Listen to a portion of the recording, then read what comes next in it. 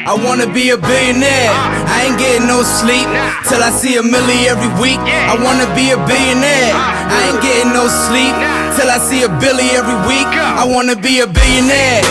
Billionaire. I wanna be a billionaire. Billionaire. I wanna be a billionaire. Ladies and gentlemen, how you doing? Welcome to another episode of Sleep is for Billionaires, the podcast. I am your host, Johnny Vegas.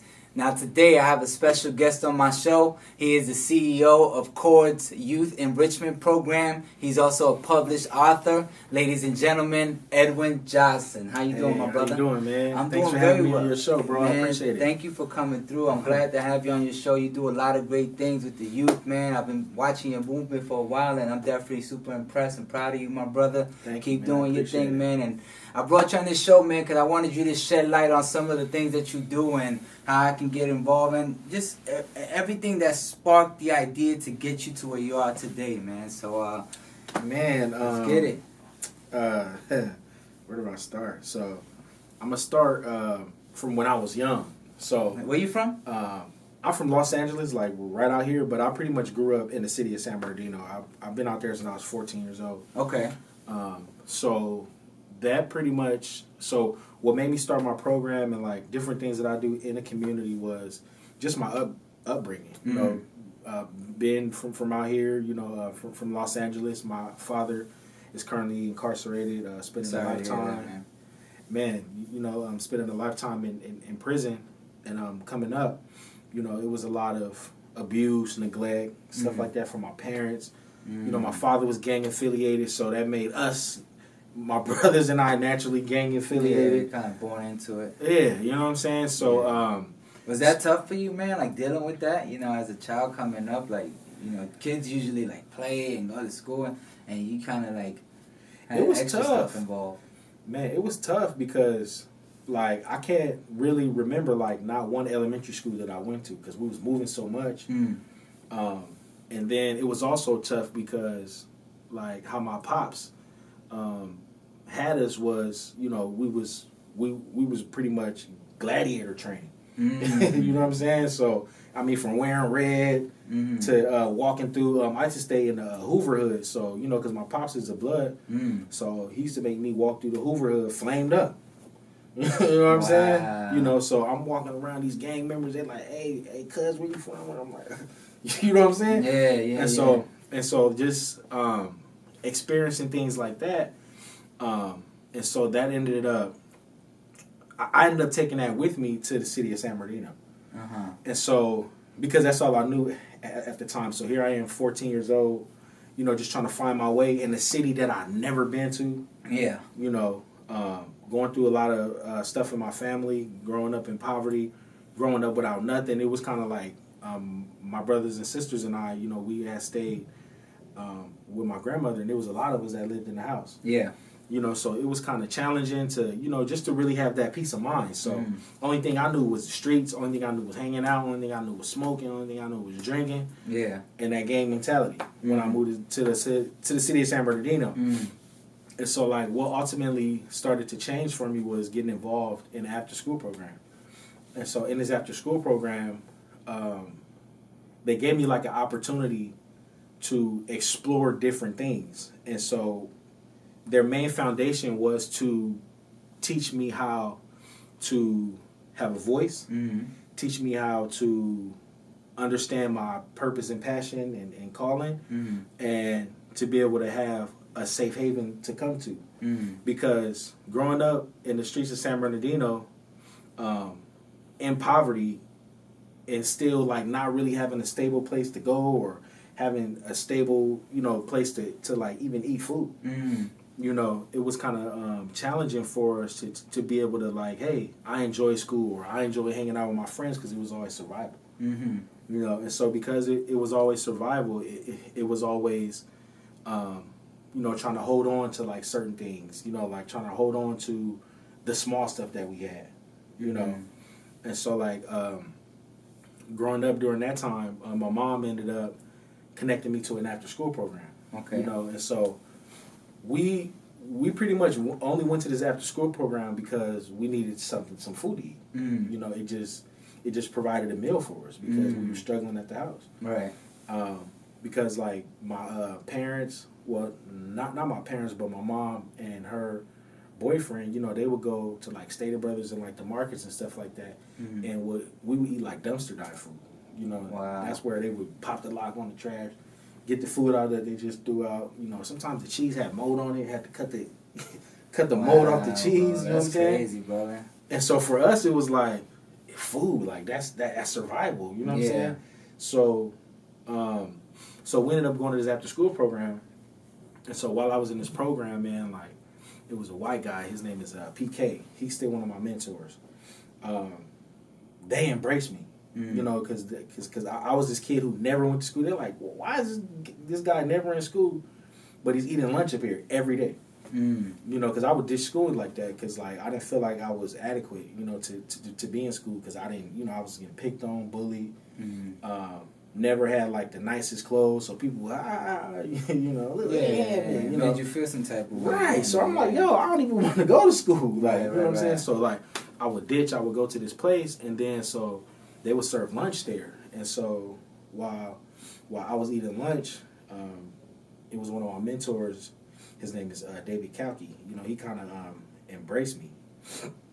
I didn't trust him because I never really was around white people like that, and so what he did was he embraced me with something that was passionate to me, or passionate for me, and like something that I could identify with, which was hip hop.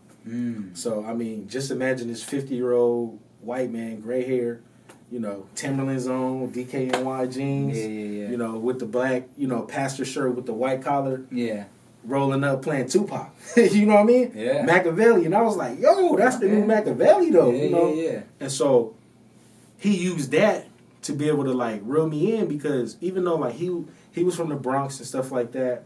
He knew the culture. I didn't know him though. Like I already passed judgment on him. That's a white boy. That's a white man. I can't deal with the white man. But when he wrote up playing that Machiavelli, bro, like it just changed my whole perspective. Yeah, you looked at him different. Right. You know what I'm saying? I was like, man, he can relate. He understands. And then I slowly but surely started to build that relationship with him. And then he was a pastor that used profanity. You know what I'm saying? So I was like, oh, he is dope. You know what I'm saying? I was like, you know, every cuss word in the book, you know, like that was him. You know what I'm saying? But he ended up bringing me in, man, to this after school program. And then once I got involved in the after school program, they started just giving me different opportunities. They wasn't tripping that I wasn't in school. They wasn't tripping about me not, you know, like me not consenting with my mom for like certain things. Because that was a safe haven for me, you know what I'm saying? Like that was kind of like, you know, like that was like a peaceful place for me to go to in the midst of the chaos. Yeah, it seems like they just wanted to keep you safe, you know, and keep you away from everything. Since you weren't going to school, I mean, the only option would be the streets, you know what I'm saying? So it seems like they knew that would be a perfect alternative for you. So that's what's up. Right. And then like, so like while I was there, man, They had made me a leader over a program called the Communications Program. Okay. And so my other mentor, Tom, he was like the director over the teens. You know, like they taught us like youth activism. They taught us, you know, about having a voice. And Tom started teaching me desktop publishing because we had a newspaper called Reality Check. Okay. And so while I was there, you know, like they was like, well, Edwin, you know, let's make you the communications director. You know, here I am, 17 years old, on the streets, homeless. You know what I'm saying? Nowhere to go because by then I was already kicked out of my mom's house. So, you know, living here to here, living at friends' house sometimes. And your dad was already locked up at this point? Yeah, so he got locked up at when I was 12. Okay. And so like rewind, like me and my mom's boyfriend ended up getting into it. He was, you know, he was very verbally abusive and stuff like that. And I already seen my mom go through that with my pop. So I was like, yo, you ain't about to do this to my mom, bro. Yeah. You know, so, you know, ended up pressing him. And she ended up saying, well, you know, why you in my business? Now, you know, you need to get out or you got to apologize. You know what I'm saying? I'm like, I was out. I'm out, yeah. You know what I'm saying? And so, like, I was already, so like, during that time, I was already involved in the after-school program. And so, when I was there, despite whatever was going on in my life, I felt connected to that place. So I was there every day 7 days a week. That's Even if there was nothing to do. Mm-hmm. You know what I'm saying? Like, I'll be there chilling. And then so like they opened it up for us, like for myself and other teens to be able to be there and experience that, because they knew it was nothing else for us in the streets. You know what I'm saying? Yeah. And so what ended up happening was Tom started teaching me like desktop publishing and stuff like that. Okay. You know, like Photoshop, Illustrator. You know, I never even heard of that in my life. You know what I'm saying? Yeah. And so Tom ended up teaching me that, and then he had made me in charge over this teen newspaper. So, and this teen newspaper was crazy. Like, we was cussing in there. You know what I mean? Damn. Using profanity, like saying F the police. You know what I'm saying? Because it was a lot of police brutality in that community. Yeah. You know, youth rights. Talked about Taisha Miller. Talked about Prop 21. It was just a document where youth can be free to express themselves. Like, that newspaper gave us a voice. Gave the kids in the program a voice to have no fear to speak their thoughts, to speak the different things that may be experiencing in their lives and like in their home lives and stuff like that. And like some of our articles got published. Like I did one that got published that they studied at Cal State San Bernardino. I mean, 17 years old, you know what I'm saying? Like, what? They studying my article about police brutality? Man. Yeah. You know what I'm saying? And so I didn't think none of it then, because I was just like, all right, you know, I just want to write this paper and chill, you know. Eat the food they got. Right. That's all I cared about. Yeah. You know what I'm saying? So while I was there, man, it just gave me like the life skills that I needed that I didn't have at home. You know what I'm saying? And like it wasn't no particular format, it wasn't no particular structure, it was just love at the end of the day. That's what's up. You know what I'm saying? Like, let's love on these kids. Like, let's love on these kids and like give them different opportunities so that they can excel in life. You know what I'm saying? So that they can replicate what's been taught to them when they get older. Right. You know what I'm saying? So like the foundation of Court's program is what I experienced coming up as a teenager. You know, I was a high school dropout, got my GED. You know what I'm saying? And what pushed me to get my GED, because I ended up getting fired from the church when I was 21. Oh, really? From after school program. Man, I was wilding out. I didn't appreciate it at that time. Yeah. I mean, you know, you had 17, you got the thing published, you got good food, and then... I was there for like 7 years, bro. What happened at the last year, though? Okay, so like the last year, man, like what happened at the last year was everything that I experienced as a child coming up, because like I was molested as a child, I was abused as a child, like all these different things. It started to affect me. Like mentally? Growing up, yeah. Okay. So it has started to affect me growing up because, you know, like a lot of African Americans do not get counseling or therapy and stuff like that. And so it starts to act out in like certain ways in our life. Like maybe we become addicted, maybe we become addicted to certain things, or we become abusive, we have a lot of anger. But those is because of the unresolved issues that we have from our past, those past traumas. And so because I never really dealt with those traumas as I got 18, 19, 20 older, you know what I'm saying, it like really started to push me to the edge to where I was drinking a lot, all the time. So like I would come to work, drunk.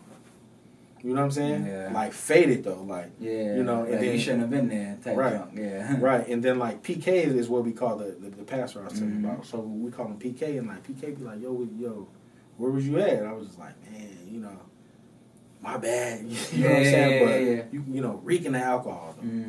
You know, so like so pretty much like not appreciating, you know, what I had coming up. You know what I'm saying? Like not appreciating where I came from. And then so with the whole alcohol thing, I always started drinking when I was 11 years old.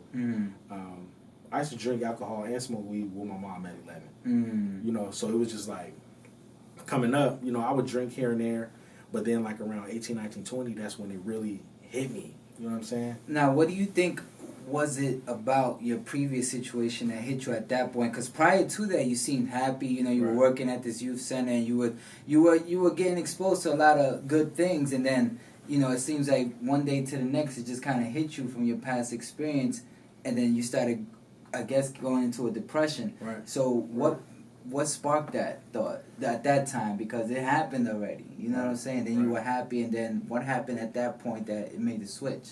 What happened was I really started to process it. You know what I'm saying? Like I really started to process, like, I'm here by myself, no family around, homeless, you know, living with people, you know what I'm saying?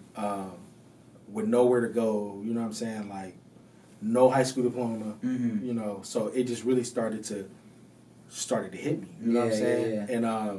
And then too, like, that was like around the time that my father started calling me. You know, so he started, you know, trying to connect with me, and so everything just started coming, boom, boom, boom. You know, because I didn't like him for a while, for years. How's your relationship with him now? I mean, we all right, you know. I mean, he still called me and stuff like that. You know, we talk sometimes. He's hoping to get out of prison soon. I mean, but he was given a life sentence. I think he's up for no, he goes to board. Okay. 2020. Okay. So he's hoping to get out, you know. So I mean, we'll see how it goes. When you speak to him, does he ever like apologize for the way he brought you up? Nah, Or do you? man. Nah. Denial, bro. Deny? Okay. Yeah, and so for me, because he was in denial about how he treated us, how he treated my mom, for me, I had to be the bigger man and say, you know what, I'm gonna just let it go. Yeah. You know, because, you know, he's like, no, it's a lie. None of that happened. You know, why do you hate me so much? And it's just like, all right, you know what, I'm gonna just let it go. Yeah. You know what I'm saying? Yeah, and plus the way he was living, like, you know, under that code, it's like a certain, you're like not necessarily brainwashed, but kind of brainwashed into this is the way things are supposed to be because this is the life I'm representing, you know what I'm saying, the code I'm living by or whatever. So you treat the people around you as such, like you got to do what I'm doing or it's nothing because this is what it is for me. So I feel you on that. Right. And sadly, man, like, I mean, in that culture, you know, like, you know, there was a lot of people that was affected by it. I mean, both of my brothers spent a long time in prison. Like, my brother Ep8 just got out from doing a 12-year sentence. He's 33 years old. My oldest brother did juvenile life from 16 to 25 in youth authority. You know, and so by the grace of God, I never been to prison or jail or anything like that. But see, like, all those things that I face, it had came to me in another way. You know what I'm saying? So like, you know, so like the feeling of like not having a dad, you know, like the pain of not having a stable family and like coming up poor, like being bullied, being teased, being molested, you know what I'm saying? Like all those things that I dealt with started to show up as an adult. You know what I'm saying? To where I was like angry all the time, you know, I was you know, messing with multiple women, you know, trying to fill a void and you know, so like all those different things started to come out. Right? And so it wasn't until I had to understand, you know, like what I went through, talk to people about what I went through, wrote my book, to where everything became clear. You know what I'm saying? So the book was more about your story, or? Yeah, it was about my story. Okay. Yeah, pretty much like a memoir type of motivational book. And so like in my book, it just talks about everything that I went through, and because of what I went through, what transpired in my adulthood. And what was the name of it? Piggy Wiggy. Piggy Wiggy? Yeah. Why that name? Because because my pops, man, like my pops will always talk about my weight. Okay. When I was young, you know, he used to call me, you know, disrespectful names. Got it. You know, fat ass and, you know, all the B word, and everything. And so like, but the name that he used to call me the most was Piggy Wiggy. You know what I'm saying? Yeah. And like, even from that, you know, affected my self-esteem coming up. Right. You know what I'm saying? And it was just insane, bro, because like the position that I'm in right now and like the opportunities that God has blessed me with, I feel like everything that I went through was training for it. Right. You know what I'm saying? So I was in gladiator training a long time ago to be able to be resilient, to be able to overcome certain things, to be able to deal with certain things in a certain manner to where I can still push through. I can still press through. You know what I'm saying? And like and so like everything that I went through then is like my calling for like right now. Mm-hmm. And so the after school program that I was at was serious training for what I'm doing now, because they had opened up my eyes to something that I never experienced before. I traveled with them, traveled like a lot of different places where where they taught us how to organize, where they taught us how to just be self-sufficient, and teaching us life skills in a way that wasn't the normal way to teach people life skills. Mm-hmm. Get in there and do it. Right. You know what I'm saying? Yeah. Just get in there and do it. Go do it. I'm like, huh? You know what I'm saying? Exactly. Yeah, get in there and do it. It's You know what that I'm easy saying? though. You just Right. gotta decide. Get in there. Come on. And then so like after I ended up getting fired from the place, you know, it was hard, man. Like that was a major turning point in my life. Mm. You know, and like I feel like it was all designed. You know, I don't regret anything that happened. But it was all designed because it was time for me to go, because I was there for like 8 or 9 years. Right. And I pretty much maxed out on anything that I can learn. Mm-hmm. You know what I'm saying? And so it was pretty emotional when I left. Everybody was crying. I was crying. Mm-hmm. You know, I mean, my mentors was like, "Man, we gotta let you go." Tears in their eyes, and I was like, Yeah. "Why y'all doing this to me?" And, Yeah. and I thought the world was over, bro, because that's all I knew. Mm. From the streets to the after school program to what's next. Right. And so what I did was I ended up getting my GED. First step. I got my GED. I was trying to get my high school diploma, but they was like, well, if you take the GED and pass it, you can get credits towards your high school diploma. And I was like, okay. So Yeah. I took the GED, and I was like, wait a minute. I don't need the high school diploma now. Yeah, exactly. I'm out. Good. I was like, I'm out. Yeah. Right. And so I did that, and I ended up going to like University of Phoenix for 4 years. I started working in like the social service. Mm-hmm. I worked at the prison for 8 years total, because I worked at 2 prisons. What were you doing in the prison? I was a counselor there. Okay. Yeah, so like I was a counselor in a prison, so I got to see what my father was experiencing, and like I got to see what it's like in there, and so that equipped me too. Mm-hmm. You know, because I'm like, yo, now I can work on the prevention side. Mm-hmm. You know, so like kids don't have to come to the prison and stuff like that. Right. You know what I'm saying? So after I left the prison, man, like I just saw how it just sets up, you know, inmates to fail, you know, and send them right back, you know, due to the lack of resources and stuff like that. It's, you know, it's all a check at the end of the day.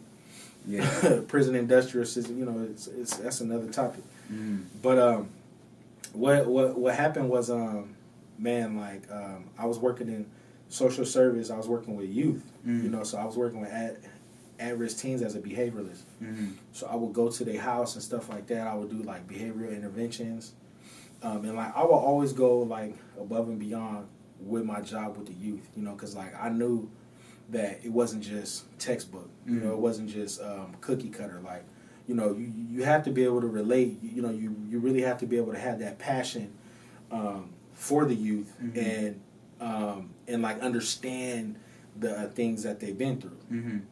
My life, Right. I already been through that. Right. You know what I'm saying? You don't want to go through this. Right. I already been through that, and so like I will always still do music. You know, like I was doing gospel rap and stuff like that, making beats. You know, doing gospel rap. Mm-hmm. Always doing music and stuff. And so like what ended up happening was, man, like during that social service, it was all designed, man. Like when I say like all this was designed, set up, purpose, God just steered everything. Mm-hmm. Like I got into a car accident one day. Got into a car accident in my social service job on lunchtime. I was with one of my boys, and so him and I was already talking about starting like a youth program. Shout out to Max. Mm-hmm. Was one of my good friends. So him and I was always talking about starting this music program. You know, not to where it is right now, but it was an idea. So we had came up with the name for it, CORDS, which is an acronym, and that stands for Creating Hopeful Opportunities and Resiliency by Developing Skills. Nice. You know what I'm saying? That's So we came up with the name for it, but we were just like, man, you know, whatever, you know, just playing Just an around. idea, Just an idea, you know, back to work. Yeah, exactly. You know? And so like we probably had one meeting about it or something, but it was like back to work. So then like I said, like we ended up getting into a car accident. I was driving, somebody hit us, like ran a red light, smacked us, boom. So we're both out of work. Oh man. You know, so like during this time, like I'm at home, man. I'm like, yo, what am I gonna do? Like I can't go back to work right now. So, and then I was like, you know what? Like something just hit me one day. It was like, create that business plan. You know, and so I did. Like I never did a business plan in my life. Right. Ever. Like I just Googled it. Like I just Googled how to make a business plan, and then I found a template. Yeah. On Microsoft Word or whatever. And then like they had a place for you to do like a logo. And so my logo was like, my first logo was like 2 stick figures like on the side of a drum. Like a little. Hey, it worked. Whatever works. Man. Yeah, I was just like, okay. So I didn't think it was gonna go nowhere or anything like that. And so I had created the proposal, and like I said, like I was doing gospel rap and stuff like that. And so what I ended up doing was it was a lady that called me that always had me out to perform at her church and at her events. So I told her I was out of work, and I was like, nah, I don't do gospel rap no more. Like it's not my thing. I don't do it no more. And then so she was like, well, so what are you working on? I was like, oh, nothing. I was just sitting here just working on this proposal for this program I'm trying to start. And then she was like, what program are you trying to start? I was like, just a youth program, nothing. She was like, oh, well, let me see it. Bring it to my office. You know, so she, this was in 2011. She was like, bring it to my office, because she was an owner of a FFA, which is a foster family agency. And so, nice lady. And so I showed her my proposal, and she was like, oh, well, maybe you can start over here. We have a space over here. And you can work with our kids, and we can just help you, you know, you can just keep the space. We wasn't talking about paying me, none of that. I did it all for free. And so got the building, and I was just like, man, you know, so I took all my studio stuff out of my house, which is, it was whack stuff that I had. But it worked, you know what I'm saying? We had bed foam on the wall. Yeah. Mattress foam or whatever. Had mattress foam on the wall. Hey, so you gotta start somewhere. Right, so some of it was already turning orange and all that. I mean, like a dark orange from yellow. It was just crazy. So we did our grand opening, and we just invited the community. I made some hot dogs. I had some people that was helping me. Invited the community out. They all came. You know, kids was there. We did painting. Like, so it was a great turnout. It was a good turnout. But after that, we didn't have no kids. You know what I'm saying? So after that grand opening day, when we actually started services, one kid in there. Why do you think that is? For months. We was right across the street from the police station. Dead smack 200 yards away from the police station. You know, and so because we're in the city of San Bernardino, where people don't trust police, they're like, we ain't going over there. Yeah, exactly. You know, kids was like, we're not going over there. You know, so we was right downtown too. And so, plus I believe like it was something bigger than that, because I wasn't ready for it. You know what I'm saying? I wasn't ready, and like I needed the preparation because it was going to be something bigger, right? Along the line, right? You know what I'm saying? So I didn't get discouraged, and so during that thought, you know, like during that dark time where I didn't have kids, I was working 2 jobs now to help to actually pay this office space that we have. You know, so like I have somebody else working with the kids there, and I'm over there trying to make sure that I work these 2 jobs so I can get the money to pay for the building, pay for my house, pay for my kids and all that. You know, so that ended up happening. And then so we ended up losing that place, and then we was like at the church that I was telling you that I was at. So we ended up going back there. Like they under new leadership. Nobody's there. I was there when I was younger.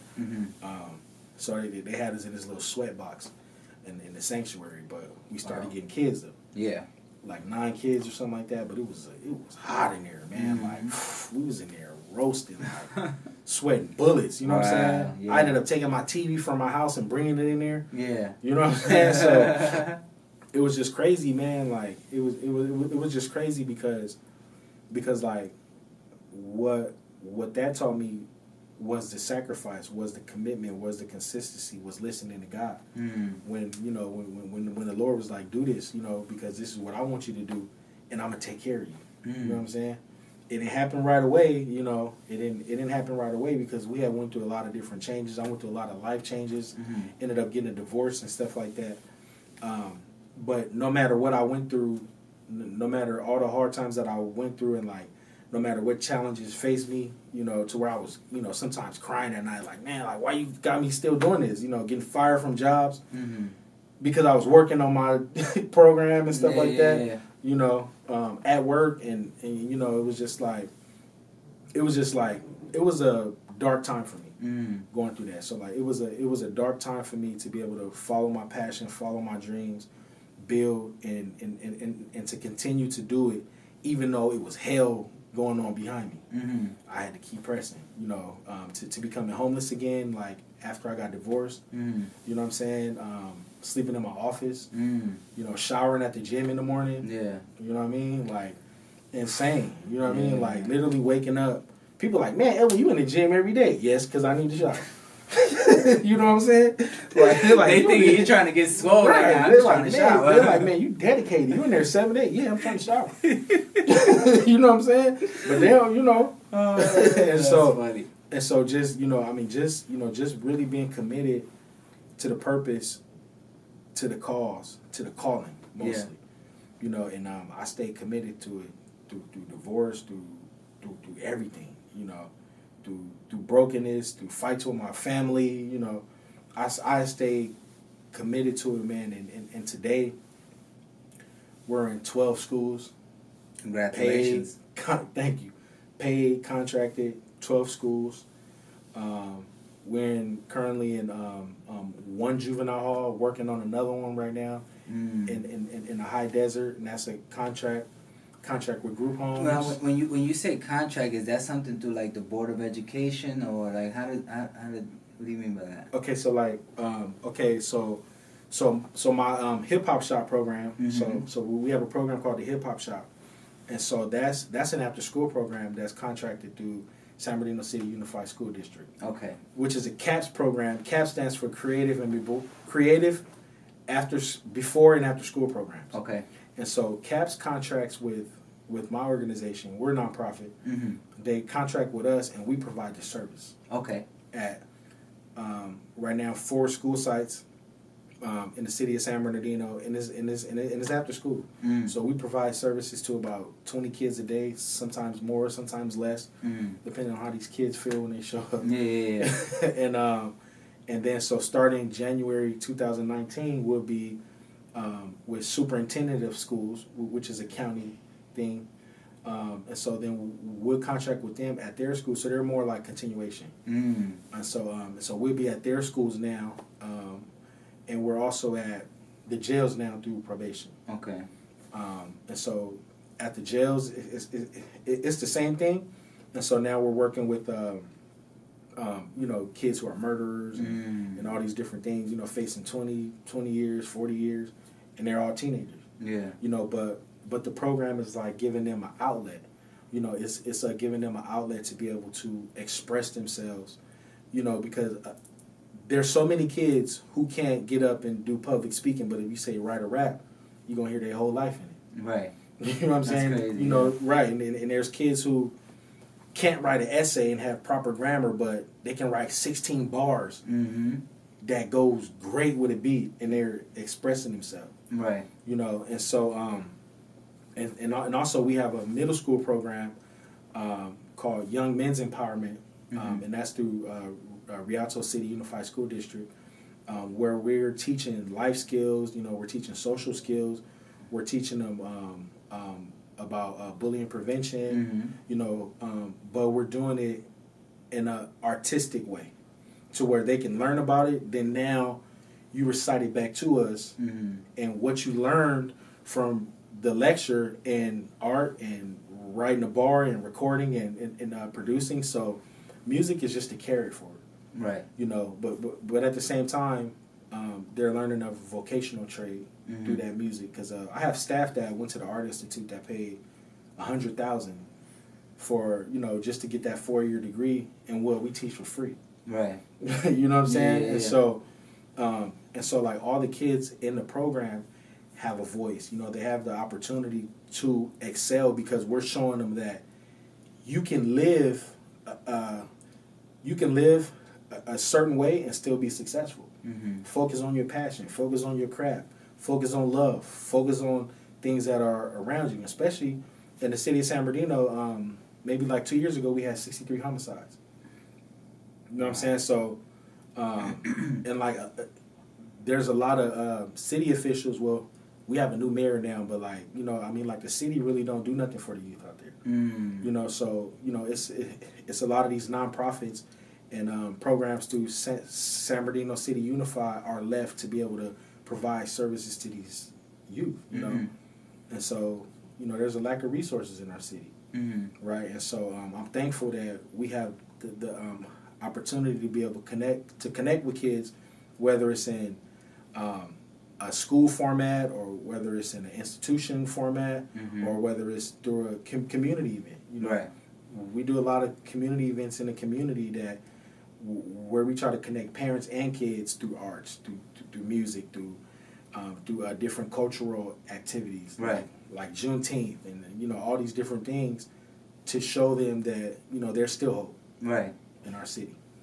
No, that's great, man. It sounds like your mission is admirable, man. And I think, you know, if kids really support it and pay attention, you know, they definitely would be steered in the right direction. I was just, as you were speaking, I was picturing myself as a child. If I had this program available, I feel I would be so much further ahead in music. You know what I'm saying? And also, what would entice me to be a part of it if I was a child at that moment would be some type of internship program where if I pass your course, you know, the next step would be kind of shadowing like a multi-platinum producer or, you know, sitting with a rapper in jail. Like, if you do you offer stuff like that for the youth as well? Man, I like man, it's so much stuff. So, I heard, do you know the Avila brothers? Avila brothers. So they no.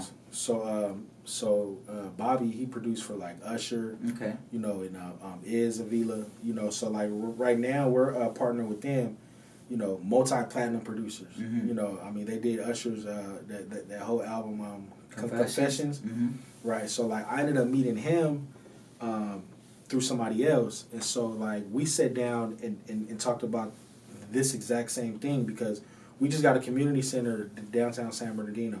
So what that's going to entail is not just kids running around, you know, being babysat and, you know, just doing crazy stuff, but to be able to teach them different art components, whether it's producing, writing music, making beats, graffiti, dance, you know, web design, media design. So the Avila brothers have a school out here, and it's called 1500 Studios or something like that. Oh, 1500 or nothing? Yeah, there you go. The one ran by Rance? Right.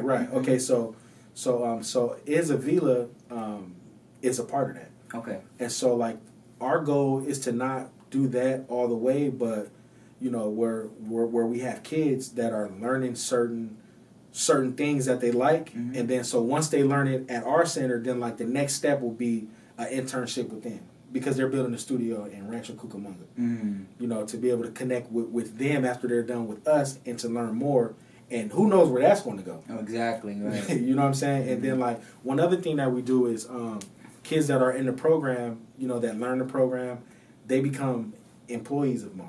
You know, so like I have kids right now that are engineers that are still in high school, but they're paid a stipend through the program. Nice. You know what I'm saying? So it's just, you know, because like ultimately, just like the after school program that I was in, it was ran by the youth. So like my motto for our program is for youth by youth. Right. And then so, you know, like we just been getting like a lot of support like from Disaster, you know, he just the battle rapper. Yeah. Okay. Yeah, so the battle rap Disaster has been supporting us, coming to our events, talking to kids, keeping them connected. Like we're trying to actually put like a youth battle league together in San Bernardino. That's you know cool. what I'm saying? Yeah. And so like you know we've been talking about that, and he's just been like a huge support, man. And you know, just coming out and just, you know, I mean, just offering his time. Also, DJ position. That's Bone Thugs and Harmony's DJ. Nice. You know, good friend of mine too. Like comes out, talk to the kids, help them write hooks. Mm-hmm. You know, it's just insane, bro. You know, like I had this program coming up, but it wasn't to this level though. Right. You know what I'm saying? Like we did like the newspaper, but like the arts run the culture. Mm-hmm. You know, especially for the young generation. Right. Exactly. And so we're providing that in one hub, and we're traveling doing it too. You know what I mean? Mm-hmm. So it's a blessing, bro. No, that sounds great, and honestly, man, just to add to that, I definitely feel like something like that should definitely be documented. So, you know, if allowed the opportunity to work with you, I would definitely like to cover that, you know, and try to do some type of either documentary style or show out of it. You know what I'm saying? That'd You see, be cool, I got man. I got my own equipment, so I could definitely follow you guys Yeah. around and try to document it and see how we can try to produce a show out of it, because I think that'll be the next step to spread awareness to it, because you're already getting to school firsthand, but there's people that's not in California that might not be aware of it, might not know Disaster, might not know 1500, or might not know you know what I'm saying, that need to be aware of that. And I think if something that's documented that can be put on the right platform, it'll take matters to a whole new level. And you know, and I need 10% for that idea, you know what I'm saying? Hey, for real, man. No, but I'll definitely like to help you with that, brother. You know, even the next event, I'll cover it and then collect as much archive as I can, and then put it together and then see what we can do with it. Yeah, man. You know, and like it's crazy because, you know, even following these kids around, man, because like how I stay connected to the kids is through social media. I tell every kid that I deal with, hey, add me on your social media.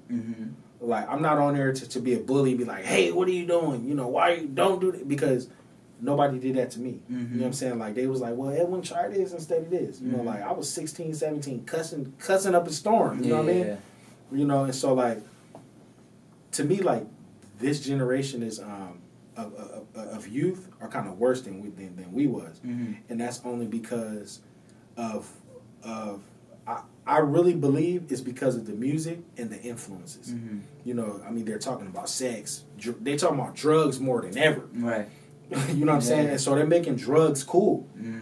They're making killing cool. You know what I'm saying? Like, they're making all these things cool, and it's just like, you know, it's not really cool. Right, it ain't. And so like we're really trying to teach them to like, look, try this instead of this. You know, I mean, I see some of my students on there flashing pistols and all that. I'm like, yo, is this? You know, I'm like, okay, yeah, you know, I see you, you know, you big and bad, but look, this is what's gonna happen if you continue to do this. Right. You know, and we just love on them. It's not, hey, I'm gonna tell you. No, we just love on them. You know, we just love on them and show them like, look, this is the end result for what you're doing right now. Yeah, and I think to add to that part, you know, I think a lot of people emulate what they see. You know, their admirers do. Like, for example, I mean, not to throw his name out there, but when Soulja Boy was kind of in a little beef with somebody, he was flashing guns on Instagram and all that. Right. But, you know, I mean, I don't really know that dude, you know what I'm saying, but not to take away from his character, but he's perceived as not that image, you know what I'm saying? He's more for the kids or whatever. So I think if you show or kind of expose how he really is to the kids, and you see, like, you know, he might be faking the funk or whatever, then the kids will kind of be like, oh, well, you know what I'm saying, I guess that's not cool because he's not really that. Not saying he ain't really that because I don't know him, but still, just to project that image, you know, to try to show off when it's not really you, you know, but the kids are looking at it like that's cool. It's like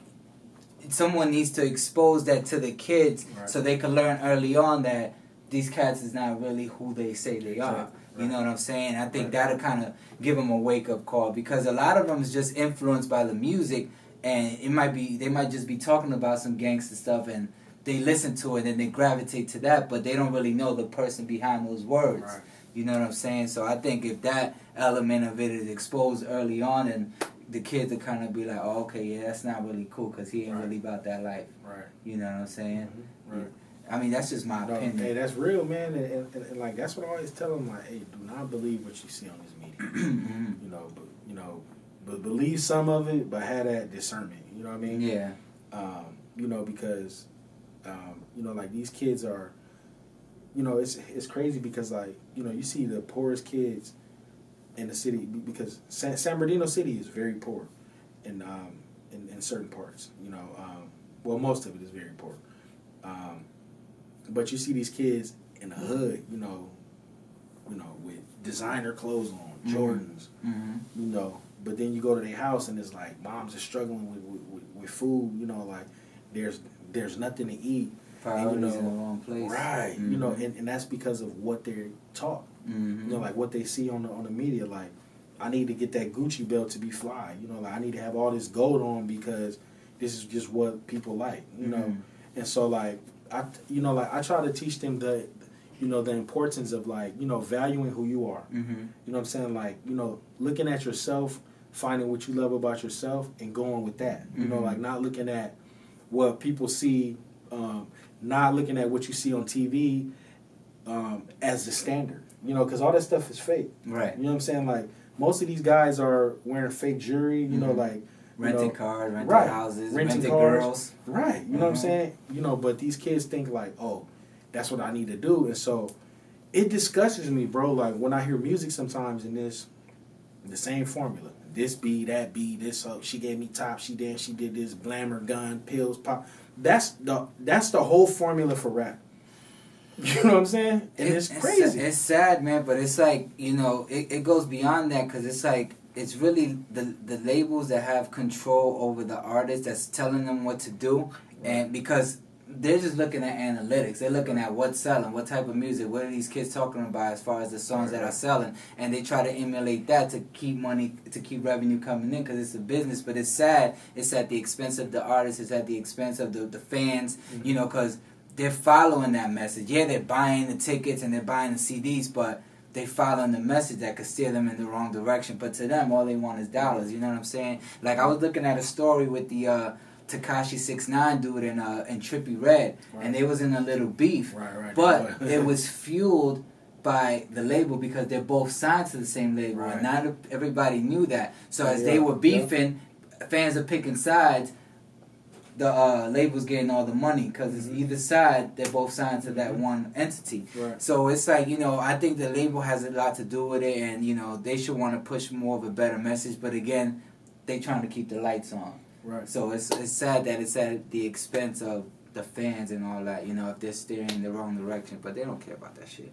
You know what I'm saying? So it's like, what can you do at that point? You know what I'm saying? And even as an artist, like, looking at somebody with the chains and the girls and all that, and you trying to come up and you see that in the forefront of the situation, so you're like, damn, that's what I gotta do. And it kind of, you know, even if you don't stand for that, but it kind of makes you feel like you kind of gotta ride that wave to get on because you're not on. You know what I'm saying? That's what's being showcased, you know what I'm saying? And it's frustrating as an artist, even for myself, you know, because I came from New York, from the Bronx, hip-hop started spitting bars, you know what I'm saying? So it's like, when you coming in the game like that, but everybody's putting out these dance records and stuff, it kind of makes you want to switch to see, basically hit chasing, trying to get a hit.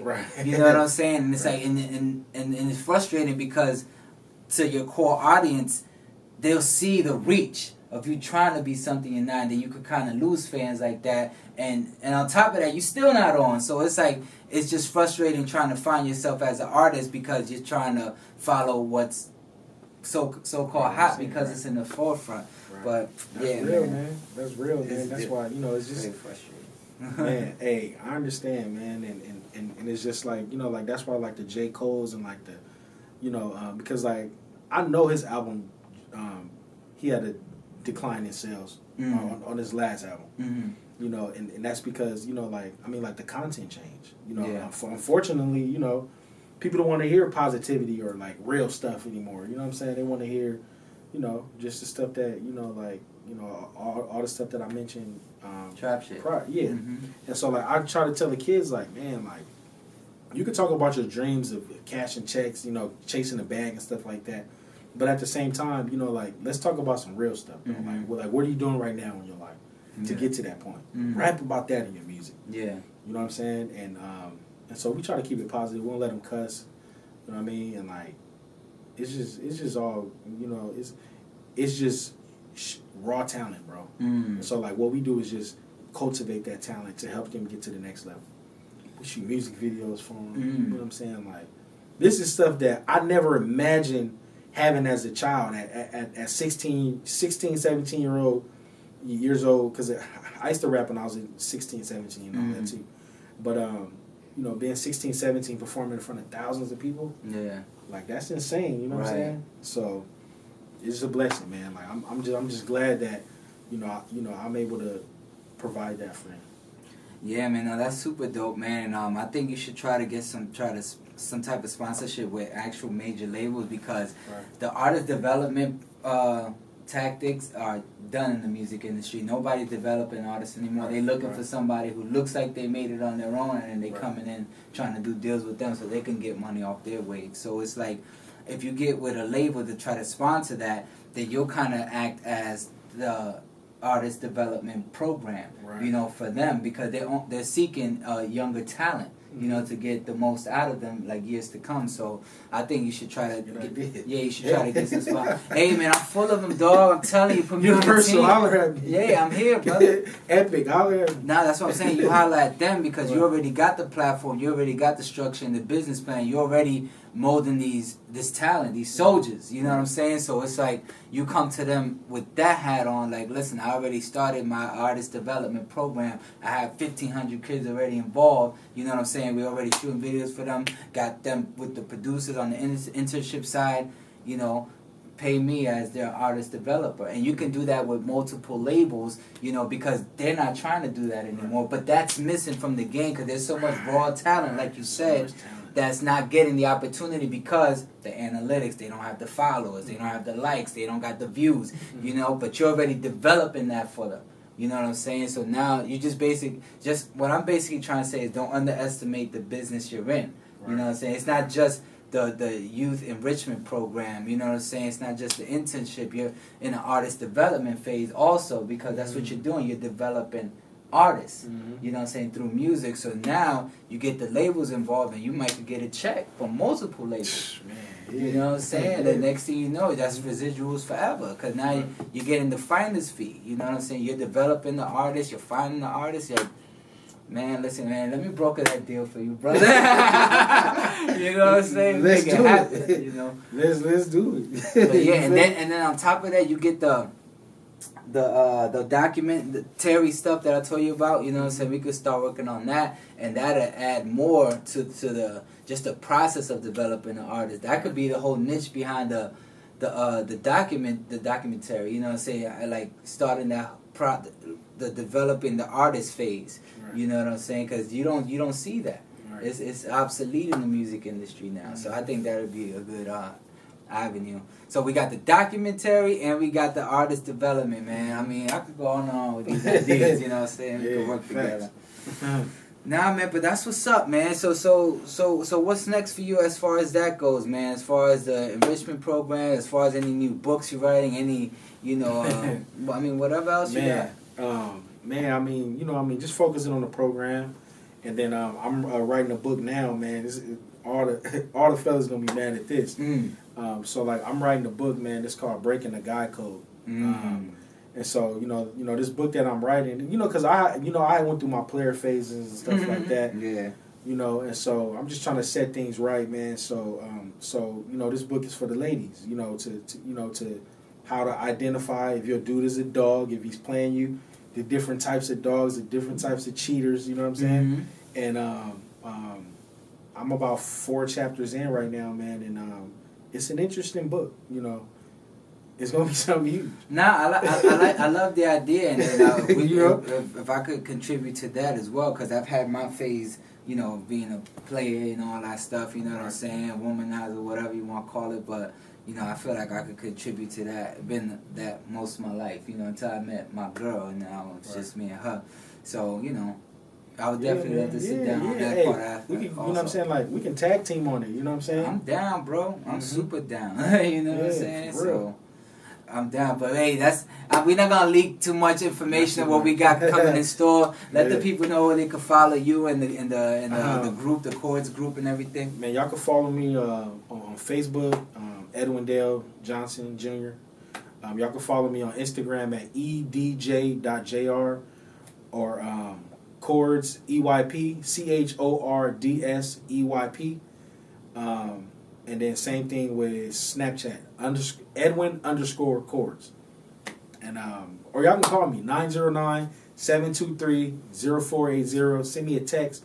I text you back. Don't call me though, because that's kind of weird. Text me. Right. I ain't giving out my number. Don't ever call me, man. And if you do 9 to 5 on the weekdays. Yes. That's it.